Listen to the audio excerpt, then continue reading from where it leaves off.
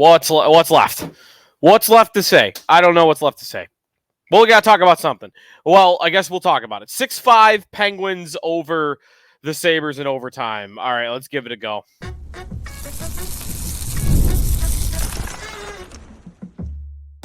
You're Locked On Sabres, your daily podcast on the Buffalo Sabres.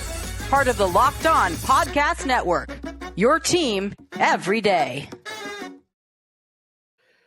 And thanks for making Locked On Sabres. Special thanks today after that game. Locked On Sabres, your first listen every day. We are free and available wherever you get your podcast, and includes our YouTube channel where you could watch the show for free. Part of the Locked On Podcast Network, your team every day. Sneaky Joe DiBiase coming to you today after a what? Is it even deflating? Is it even demoralizing? Is there anything left? Any emotion left at all? There has to be some, because they've got, maybe there's a rant brewing. It's just tough, man, to do it every year, time after time after time. 6-5 in Pittsburgh. My co-host Jeremy White had a tweet during the game, like, why do I even watch the Sabres play the Penguins in Pittsburgh? It's the same game every single time. So we'll talk about that game that felt very much like other Penguin games. Maybe, not always you feel like they should have won when they played the Penguins. And we could get to that. We've got to get to Dylan Cozens and Jack Quinn, who are lost at sea right now when it comes to their place on this team and their impact, their roles, everything, man. Just going down the tube for those two at the moment, especially Cozens. Quinn might have a little bit more of an excuse. Not much more, but Cozens is the one that we're going to pin, down and talk about later on. So that's all coming up today on the Locked On Sabres podcast. If you want to rant and rave, if you rant, maybe more emphasis on that tonight, join subtext.com/LockedOnSabres. Get in the text club. Get in the text club. Come sign up. And a lot of curse words, a lot of exclamation points, a lot of all caps, a lot of sell the team, just a lot of stuff in the group chat from our listeners today. A lot of the same type of emotion. How did they find a way to lose a hockey game where they chased the opposing goaltender in the first period and had a lead with less than a minute to go, and they lost the hockey game?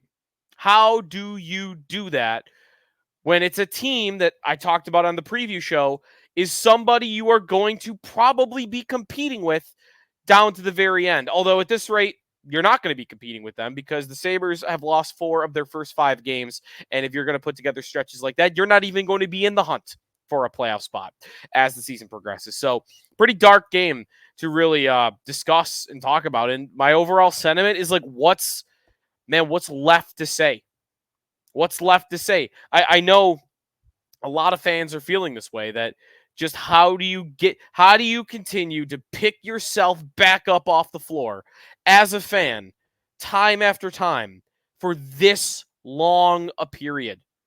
It's been 13 years. Sidney Crosby and Evgeni Malkin in this game, both reaching milestones. Crosby with his 1600th point in the NHL, which did not even come on his overtime goal.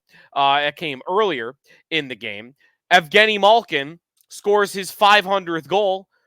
The TNT broadcast, you wouldn't even known the Sabres were playing in this game. And frankly, it might have annoyed you, and it annoyed a lot of my listeners on the text club, and it annoyed me that it felt like a Penguins home broadcast. But you know what? The Sabres have not earned that broadcast not being a Penguins home broadcast. That night, you know what it felt like to me? It felt like the Bills in 2007. This is a deep pull, but go with me on it for a moment. The Bills in 2007 stunk.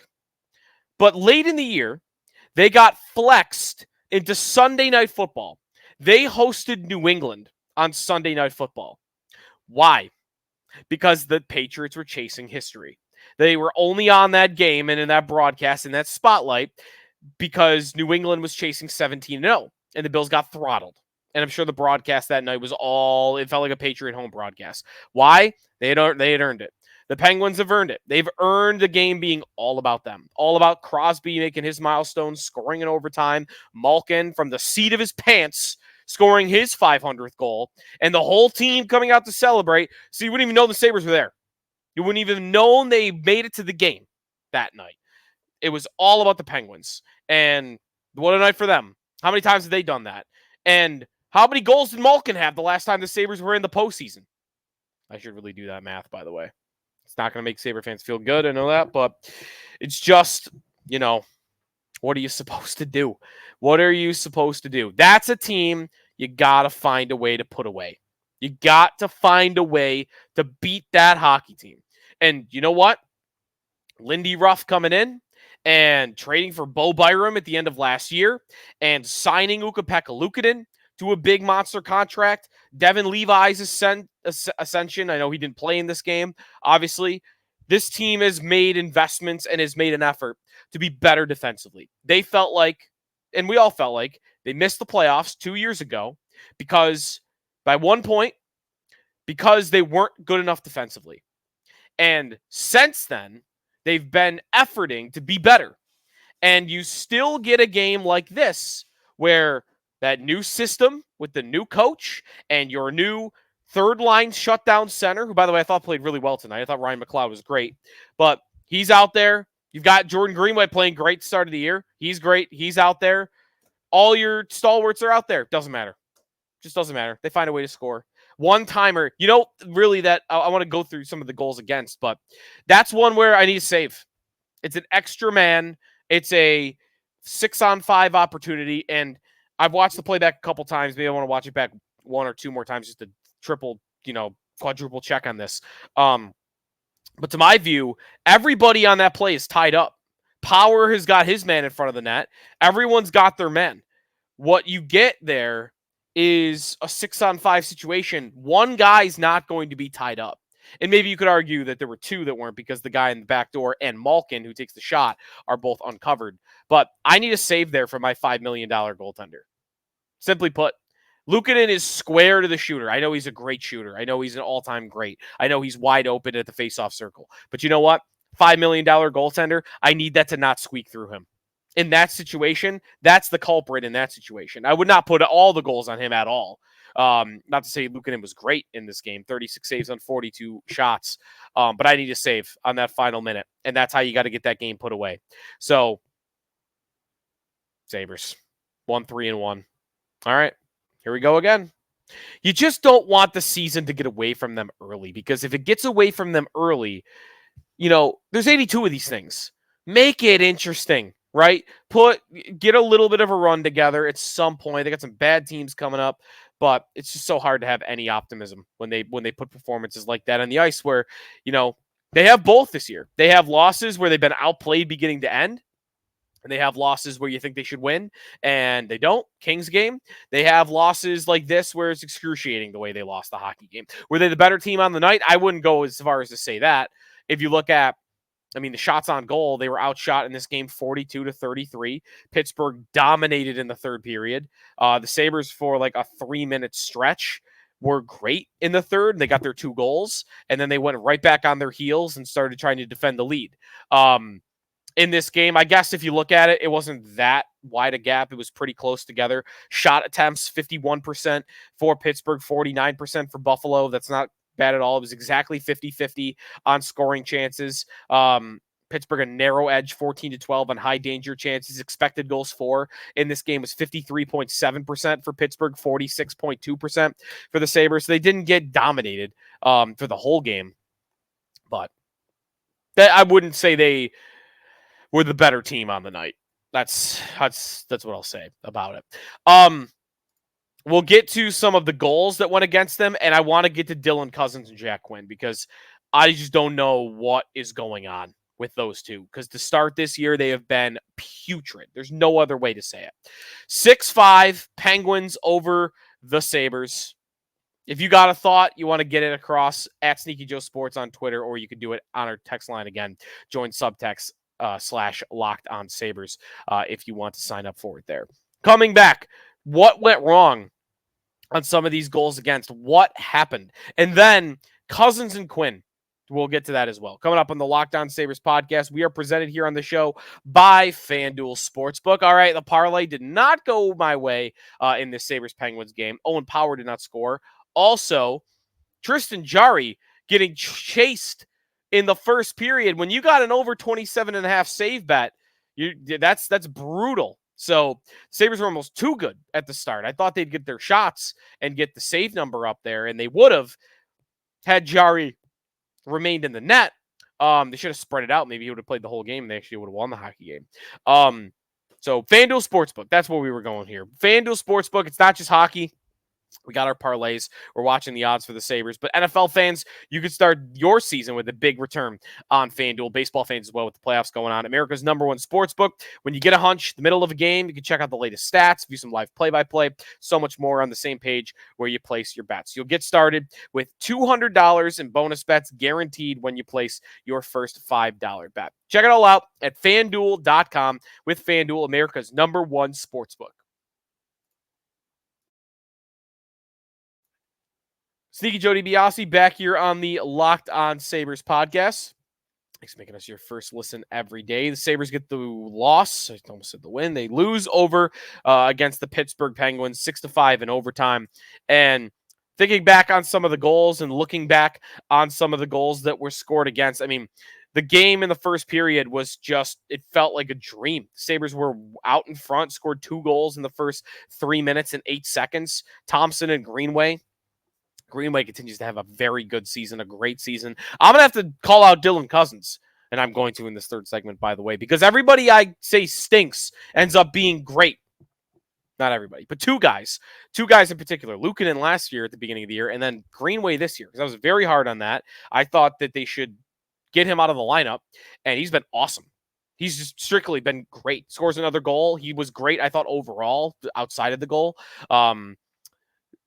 Peterka scores 2 goals in this game. Great short side goal on the side that tied the hockey game when the Sabres were really not getting the puck. Malkin had scored a few minutes before his 500th to give the Penguins the lead, and the Penguins kept pouring it on. Like, the Sabres did not respond well after that Malkin goal 3 minutes into the third period. It was one play. Peterka got behind the defenders, and then what a shot from his angle, top shelf, over the shoulder of the goaltender, whose name is escaping me because he's an AHL guy, rookie that came in late, Bloomquist. He came in. I mean, AHL guy Joel Bloomquist that just looks like he made an insane save right before that Peterka goal. So there were some good moments in this game, but obviously you just got to find a way to put it away when you get that lead back. McLeod, that line was incredible with Greenway and Zucker. I thought that was arguably the Sabres' best line on the night. It was certainly second if it wasn't first. The Penguins' goals, though. So a couple that I want to get to. One, and we'll talk about Cozens. Drew O'Connor, shorthanded goal. The Sabres on the power play, you have a 4-on-3 power play. You can't give up a shorthanded goal. And the culprit there, 100% is Dylan Cozens, no doubt. But you can't give up a power play. You can't give up a goal when you're on the power play. The Malkin goal, 3 minutes into the third period, seat of his pants. You know, the Crosby pass from below the goal line. I kind of just want to chalk that up to 2 elite players that have been doing this a long time, 20 years together. That's just 2 elite players. And not much you could do about it. You know, I saw the guys at What Chaos, the hockey podcast, they tweeted out, like, you know, this is a game where just one team had Malkin and Crosby and the other team didn't. And that is how that goal felt, for sure. Like, they've got Malkin and Crosby. They're going to get a play like that. So incredible goal there. The tying goal. Okay, the tying goal, as I talked about earlier, I think is mostly on Luukkonen. Watching it back, it's not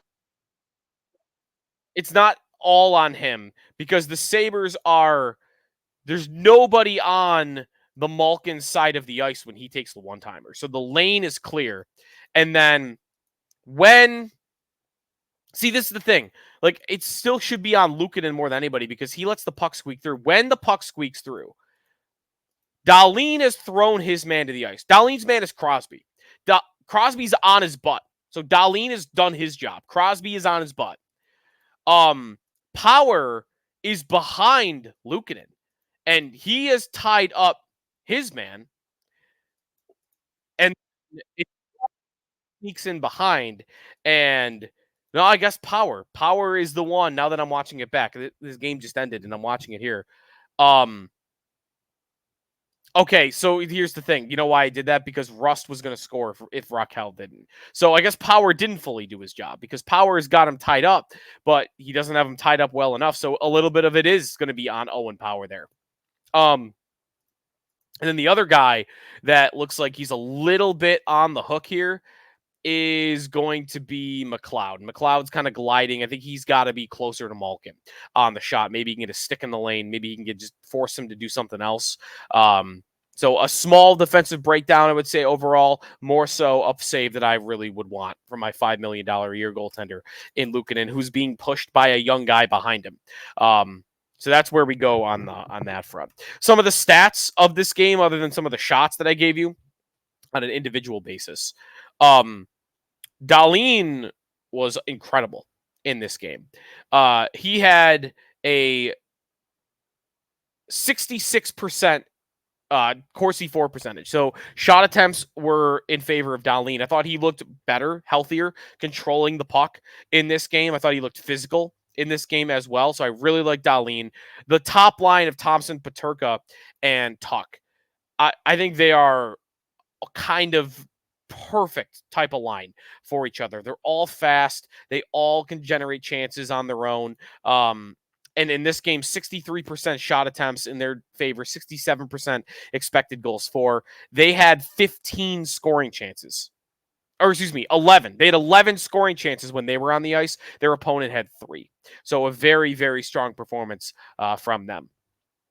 Now, let's get to Cozens and Quinn, because those to me are like some of the biggest takeaways of this game. It was a bad game for them, and that's not the first bad game they've had this year. We'll get to that when we come back here on the Locked On Sabres podcast, recapping a 6-5 defeat at the hand of the Pittsburgh Penguins. We are brought to you here on the Locked On Sabres podcast by Hims. So check it out. Hims is changing men's healthcare by providing you with access to affordable sexual health treatments from the comfort of your couch. Hims provides access to a range of trusted ED doctors and ED treatments.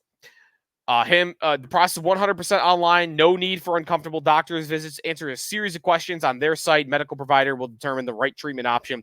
If prescribed, your medication ships directly to you in discreet packaging for free. No insurance needed. One low price covers everything from treatments to ongoing care. With hundreds of thousands of trusted subscribers, Hims can help you find the ED option that works for you. Start your free online visit today. Hims.com/lockedon. That's Hims.com/lockedon for your personalized ED treatment options. Hims.com/lockedon.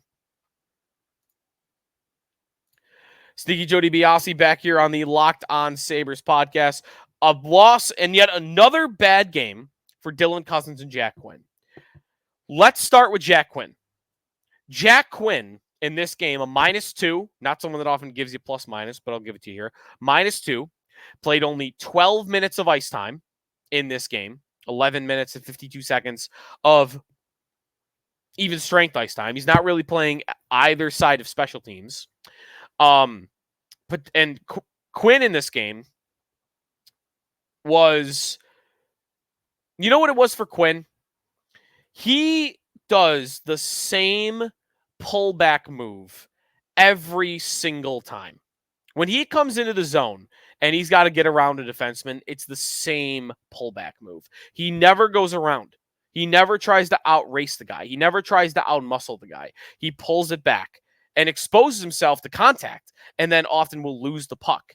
And sometimes that move works for him, and it looks great when it does, and it is a dangerous move when he does it. But man, I got to watch one game of his to know that's the only thing he's got right now. And I tweeted that out. Chad DiDomenicis had a point about how he's just got no juice in his legs, that he has to do that because he's got no juice. Well, so what is that then? Is that the injury? Is that because what the dude played 12 minutes on the night? And I'm not saying Chad's wrong, by the way. I think I agree with Chad. Like, I don't think he has the ability right now to go around hard and go to the front of the net and try anything else. But that's got to get figured out. Why is that happening? Why is he playing limited minutes? And in the third period, he's the one that looks more tired than anybody else. Maybe it is the health. Maybe there is residual left over from last year. But that would be a little strange because last year, Quinn, when he was playing in those limited sections of the season where he got injured early, Achilles, right? Then he came back and it looked awesome. He was great. One of the best Sabres. Then he got hurt again, missed a bunch more time, came back late in the season again and looked great again. So then he has an off season and he comes out looking terrible. It doesn't really add up. Maybe his center has something to do with it, but not entirely. Quinn does not look good this year, and that's a huge problem because I went into the season telling you that this team already was very thin when it came to goal scoring, that their top six better be on point because I don't know how much scoring they're getting from their bottom six. And to be fair, they're getting a little, not a ton, but in this game, they got two. Jordan Greenway, Ryan McLeod. Those guys scored a couple of goals so far this year. That's pretty much it. Top six, two guys in their top six are not doing their jobs. Cozens and Quinn. The other four are doing fine, but those two are producing nothing, are showing no danger to the opponent at all. And Quinn's a part of that. But the difference, the biggest difference to me, is with Jack Quinn, it's only 6 games, right? Or it's only, it's only 5 games. It's only 5 games for Quinn with this happening. We're now talking about 12 months of Dylan Cozens looking like this. It's bad. And it continues to look bad, and I don't see an end in sight. And I just don't know what happened. If you think back to last year, the overriding theory by many on Cozens was that when he got in a fight early in the season with Hathaway, right, of the Flyers, guarded Hathaway and got his butt kicked, that fried him mentally, shook him, whatever you want to say. That was November 3rd of last season, almost a full calendar year ago, and he still doesn't look right. I can't believe that's what's happened here entirely. If it is, you don't want to in sports even criticize mental illness, because I'm not saying he has a mental illness, but what I want to say is that that's mental. You're mentally fragile if that happens. But you know what? It's hard for me to say, right? Because I don't know what that feels like. I don't know what fighting a dude that's way bigger than your weight class. I mean, I played hockey, but not like that. As a kid, Cozens getting his butt kicked, like maybe it did shook him. I don't know. It just, man, it feels like that shouldn't happen. It feels like that shouldn't happen. That there's got to be more to it. That it's well beyond that. There's more about his play. He just doesn't look like he has any confidence. Maybe that's all it is. Maybe it's a confidence thing that it starts building up. He gets down on himself and he just can't dig out of it. Maybe that's all it is. The play that Cozens makes in this game that stands out is when the Sabres are on the 4-on-3 power play. And we've already been a little critical. Listeners have been, about his presence currently being on the top power play unit. I would not have him on the top power play unit, and I wouldn't have had him on the top power play unit even at the beginning of the season, let alone a 4-on-3. I only get 4 guys. He is not one of my 4. But in that situation, Lindy put him out there. They had 53 seconds of a 4-on-3. This was in the second period. This is a huge moment in the game. The Sabres are up 3-1. They thought they had just scored to make it 4-1, by the way, right? Or they didn't. We did, because the TNT broadcast thought it was a goal, and it wasn't. So we thought it was 4-1. It's not. Still 3-1. But on the play where Peterka gets hauled down, it's a penalty. And the Sabres go to the power play, 4-on-3. I'm going to off. Maybe that was there was 2 penalties later. Whatever.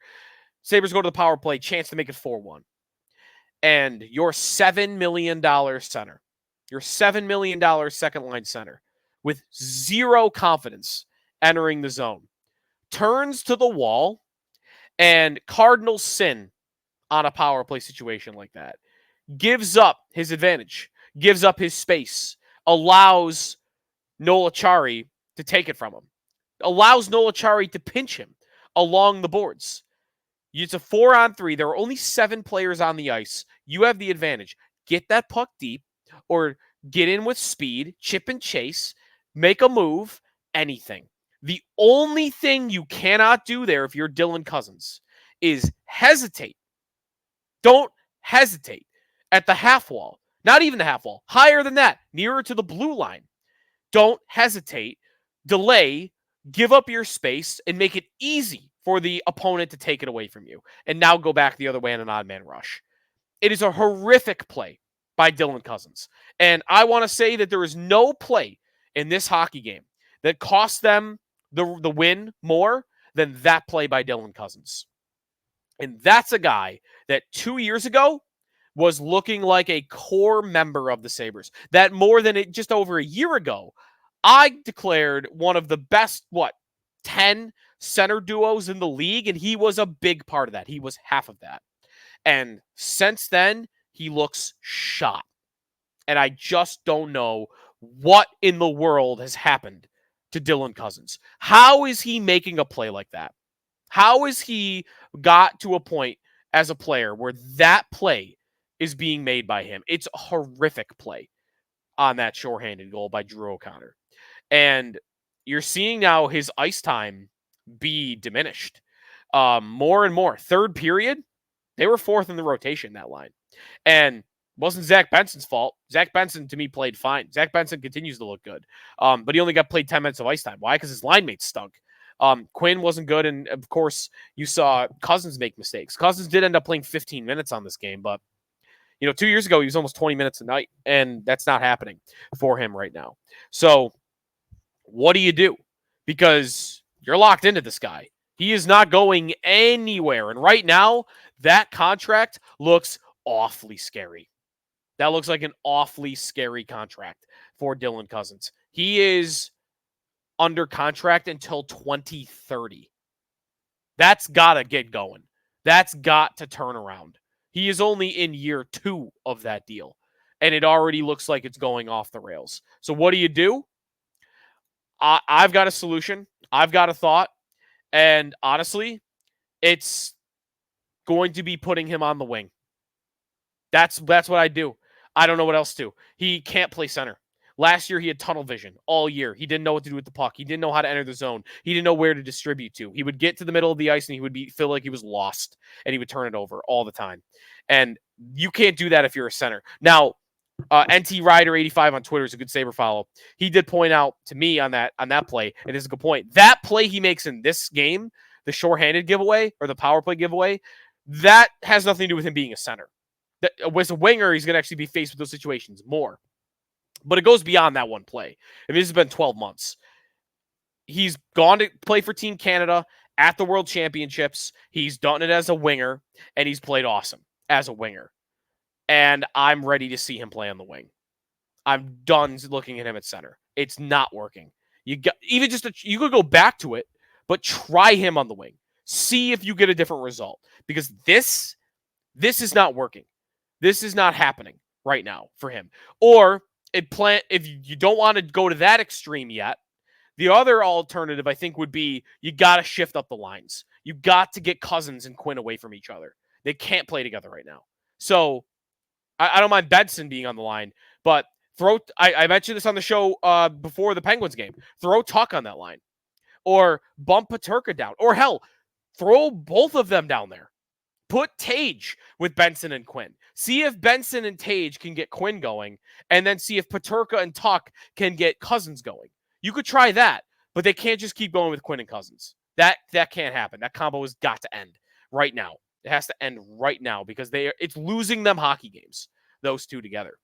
So that's where I'm at with Cozens. My number one option, if it were me, would be try him on the wing. If you don't want to go that far again, you got to shift up the lines. That's where I'm at. And for the long term,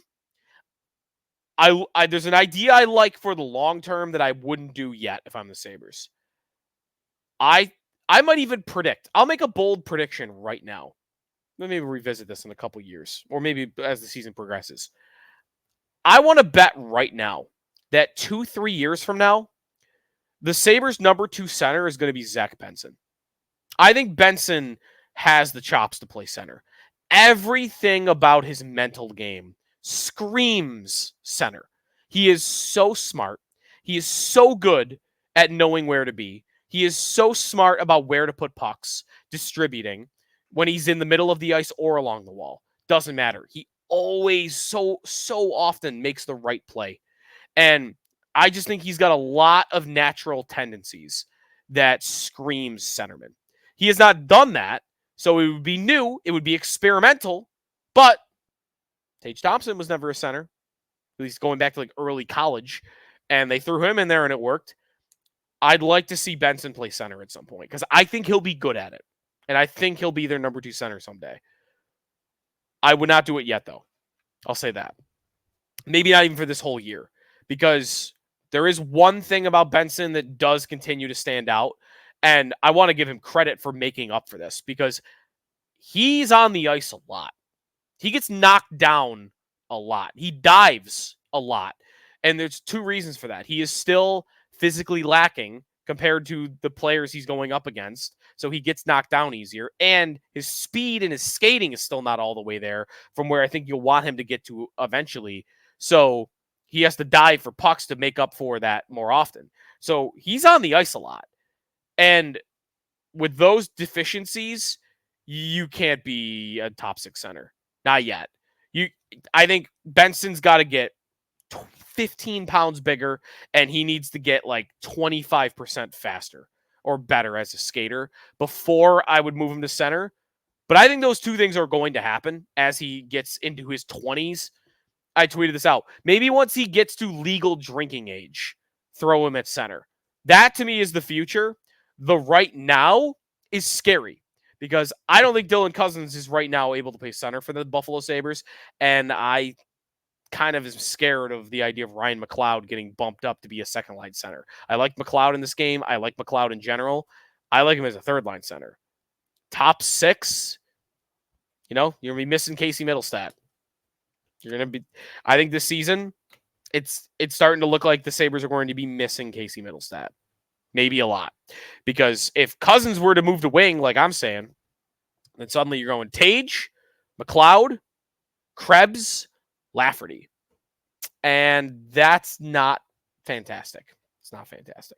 All right, tomorrow night, Columbus Blue Jackets. Recording this late on Wednesday, so you might be listening to this on Thursday morning. So in your case, it's the game is tonight. Sabres and Blue Jackets. All right, a chance to get back on track against a bad team that will be playing a backup goaltender, by the way, because Elvis Merzlikins is going to be away from the team for a few days. So backup goalie, bad team. We'll preview that game tomorrow. But yeah, you got to have a win. You got 2 games in a row at Columbus, at Chicago against some weak opponents. That's coming up Thursday night. All right, that's going to do it for us today. If you want to sign up for our Locked On Sabres text line, continue the ranting and raving, you can do that. Join subtext.com/LockedOnSabres to sign up. If you want to check out all the latest on the Bills and the Amari Cooper trade, check out Joe Marino from Locked On Bills. And one of my favorites, the guys over at Locked On Fantasy Hockey. Make them your second listen. Become a Locked On or become a fantasy hockey expert. Get over the edge over your league mates with daily tips from Steal and Flip. Find Locked On Fantasy Hockey on YouTube or wherever you listen to your podcast. Talk to you tomorrow here on the Locked On Sabres podcast.